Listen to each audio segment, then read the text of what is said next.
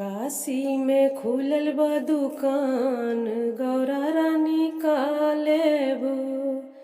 काशी में खुलल बा दुकान गौरा रानी का लेबू।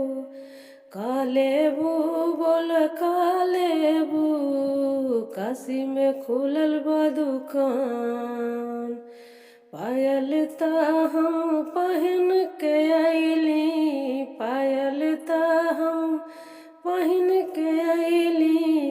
बिछुआ दिला दी भोलेनाथ हम बस इहे लेबो। बिछुआ दिला दी भोलेनाथ इहे बस हम लेबो। गौरा खुलल बा काशी में दुकान गौरा रानी का लेबू।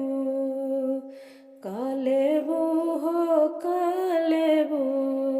काशी में खुलल बा दुकान। लहंगा ता हम पहन के अइली, लहंगा ता हम पहन के अइली, पहन के अइली, पहन के अइली।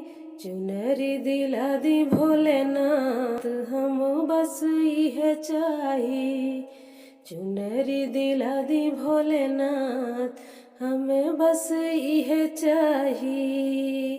काशी में खुलल बा दुकान गौरा रानी का लेबू। काशी में खुलल बा दुकान गौरा रानी का लेबू। चूड़िया ता हम पहन के अइली, चूड़िया ता हम पहन के अइली। कंगना दिला दी भोलेनाथ हमके बस इहे चाही।